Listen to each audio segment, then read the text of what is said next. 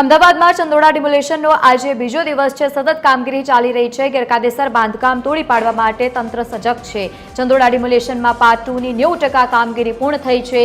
AMC દ્વારા એક જ દિવસમાં કામગીરી 90% સુધી પૂર્ણ કરવામાં આવી છે। 8500 કાચા પાકા મકાનો ઉપર તંત્રનું બુલડોઝર ફરી વળ્યું છે। 2.50 લાખ ચોરસ મીટર જગ્યા ખાલી કરવામાં આવી છે। આ વચ્ચે તમને જણાવી દઈએ કે 7 ઝોનની 50 ટીમ, 35 હિતાચી મશીન સહિત 15 જેસીબી દબાણ દૂર કરવામાં આવ્યા છે। ચંદોડા તળાવના મકાનોનું કાટમાળ હવે દૂર કરવાની કામગીરી પણ હાથ ધરવામાં આવશે। 2.0 માં સતત કામગીરી થઈ રહી છે। ચંદોડા તળાવમાં આજે ડિમોલેશનનો બીજો દિવસ છે અને પહેલા જ દિવસે મોટાભાગના જે ગેરકાયદેસર બાંધકામ હતા તે તોડી પાડવામાં આવ્યા છે। 90% કામગીરી પૂર્ણ કરવામાં આવી છે। તો આ એક્સક્લુઝિવ દ્રશ્યો TV13 ગુજરાતીના માધ્યમથી અત્યારે આપ જોઈ રહ્યા છો। ચંદોડા ડિમોલેશન પાર્ટ 2ની 90% જેટલી કામગીરી પૂર્ણ થઈ ચૂકી છે। એએમસી દ્વારા એક જ દિવસમાં કામગીરી 90% સુધી પૂર્ણ કરવામાં આવી છે। એક્સક્લુઝિવ દ્રશ્યો અત્યારે TV13 ગુજરાતીના માધ્યમથી આપ જોઈ રહ્યા છો। બીજો દિવસ છે આજે ડિમોલેશનની કામગીરી માટે અને સાથે જ બીજા તબક્કામાં જ્યારે કામગીરી થઈ રહી છે, મોટી સંખ્યામાં જે પણ ગેરકાયદેસર બાંધકામ હતા તે તોડી પાડવામાં આવ્યા હતા। બીજા તબક્કાની કામગીરી શરૂ કરવા પહેલા એએમસી દ્વારા અલગ અલગ જગ્યાઓ પર લોકોને સૂચના પણ આપવામાં આવી હતી ચંદોડા તળાવ વિસ્તારમાં અને સાથે જ ત્યારબાદ આ કામગીરી શરૂ કરવામાં આવી। कल से जो चंडोला इंसनपुर पुलिस विस्तार में जो चंडोला तालाब है वहाँ पे फेज़ 2 का डिमोलिशन जब चालू हुआ, इसमें ऑलमोस्ट 2.5 लाख स्क्वायर मीटर जितना एरिया कल क्लियर करने में आया है। ऑलमोस्ट जितना डिमोलिशन करना था उसमें से 99.9% डिमोलिशन कंप्लीट हो गया। थोड़े से धार्मिक जो स्ट्रक्चर्स हैं उनको इज्जत के साथ हटाने की कार्रवाई अभी चालू है। नहीं, हम सभी लोगों से ये अपील करते हैं कि किसी तरह की अफवाहों पर ध्यान नहीं दें। जितने भी गैर कायदेसर मकान बने हुए हैं उसमें जो म्यूनसिपल कॉरपोरेशन की पॉलिसी है उसके अकॉर्डिंग जिनको मकान देने थे उन सबके फॉर्म कलेक्ट किए गए, उसमें योग्य कार्रवाई म्यूनसिपल कॉरपोरेशन द्वारा की जाएगी। इसके अलावा ये चंडोला जो तालाब है वो एक तालाब है, उसमें डूब क्षेत्र के अंदर जितने भी अवैध अतिक्रमण करने में आए हैं वो सब माननीय उच्चतम न्यायालय के તો આજ મુદ્દે વધુ માહિતી સાથે સંવાદદાતા અભિષેક વાઘેલા આપણી સાથે લાઈવ જોડાયા છે।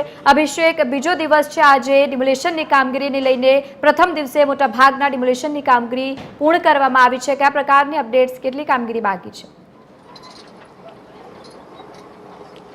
બિલકુલ લવલીન, વાત કરીએ આપણે તો અમદાવાદના ઇતિહાસનું સૌથી મોટું ડિમોલેશન જે છે તેની શરૂઆત કરવામાં આવી હતી અને હવે તે પૂર્ણતાની આરે છે। એટલે કે કહી શકાય કે જે પ્રકારની કામગીરી થવી જોઈએ તે પ્રકારની ચોક્કસ કામગીરી જે છે તે થઈ ગઈ છે।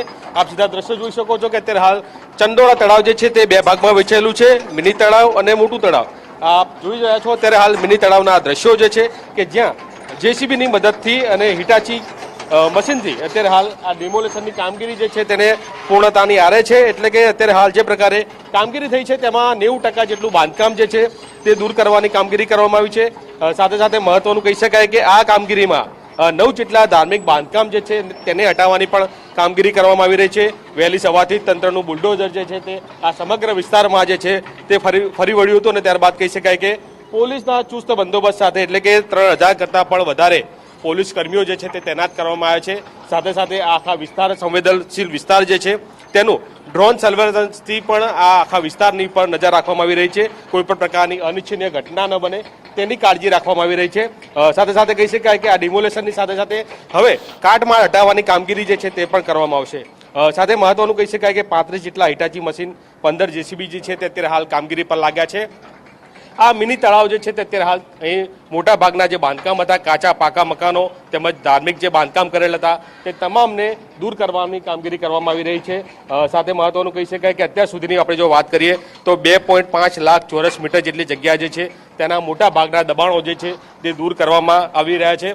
સાથે સાથે વાત કરીએ તો જે પ્રકારે ફેઝ 1માં 4000 જેટલા કાચા પાકા મકાનો દૂર કર્યા હતા, 1.5 લાખ જેટલા સ્ક્વેર ફીટ જમીન જે છે તે દૂર કરી હતી। ત્યારબાદ હવે આ ફેઝ 2ની કામગીરી જે છે તે અત્યારે હાલ કરવામાં આવી રહી છે, જેમાં અંદાજિત કહી શકાય કે 10,000 જેટલા કાચા પાકા મકાનો જે છે તે દૂર કરવામાં આવે છે।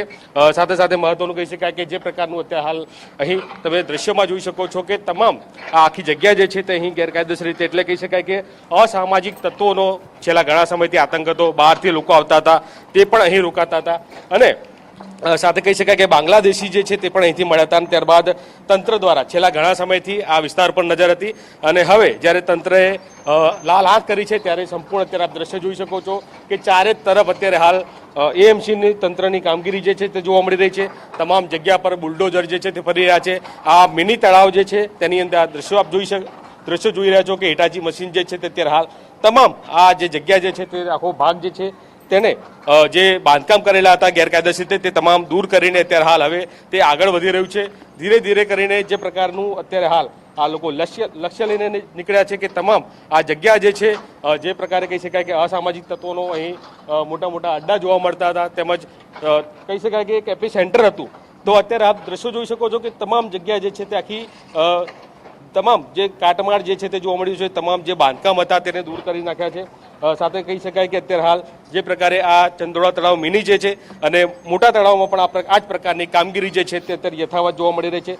ત્યાં પણ મોટા ભાગના જે કાચા પાકા મકાનો હતા તે દૂર કર્યા છે. સાથે સાથે ધાર્મિક બાંધકામ જે કરેલા હતા ગેરકાયદેસર રીતે અહીં ઊભા કરવામાં આવ્યા હતા તેને પણ દૂર કરવાની તંત્ર જે છે તે કામગીરી કરી રહી છે. એટલે લવલીન મહત્વનું કહી શકાય કે આપ સીધા દ્રશ્યો જોઈ શકો છો કે અત્યારે હાલ જે પ્રકારે અહીં ગેરકાયદેસર રીતે મોટા મોટા બાંધકામ કાચા પાકા મકાનો જે ઊભા કરવામાં આવ્યા હતા તેને અત્યારે હાલ તંત્ર જે છે તેની કાર્યવાહી થઈ રહી છે અને તમામ જે બાંધકામ જે છે તે દૂર કરવાની કામગીરી કરવામાં આવી રહી છે. સાથે સાથે કહી શકાય કે જે પ્રકારે પોલીસ કેમ કે આટલું મોટું બાંધકામ જ્યારે કહી શકાય કે અમદાવાદનું આ સૌથી મોટું ડિમોલેશનનું કામગીરી ઐતિહાસિક કહેવાય અને ત્યારે કોઈ પણ પ્રકારનો અનિચ્છનીય બનાવ ન બને તે માટે પોલીસના ઉચ્ચ અધિકારીઓ જે છે તે પણ અત્યારે હાલ ઘટના સ્થળ પર છે. પોલીસના જવાનો જે છે અમદાવાદ મ્યુનિસિપલ કોર્પોરેશનના અધિકારીઓ જે છે તે પણ છે. સાથે ફાયરના જવાનો તમામ લોકો જે છે તે આરોગ્યની ટીમ તમામ લોકો જે છે તે અત્યારે હાલ સ્થળ પર જોવા મળી રહ્યા છે અને આ જે ગેરકાયદેસર રીતેનો જે બાંધકામ જે ઊભા કરવામાં હતા તેને દૂર કરવાની કામગીરી જે છે તે કરવામાં આવી રહી છે. બિલકુલ અભિષેક, આભાર સમગ્ર માહિતી સાથે જોડાવા બદલ. તો સતત ડિમોલિશનની કામગીરી કરવામાં આવી રહી છે. આજે બીજો દિવસ છે અને 90% જેટલી કામગીરી પૂર્ણ થઈ ચૂકી છે.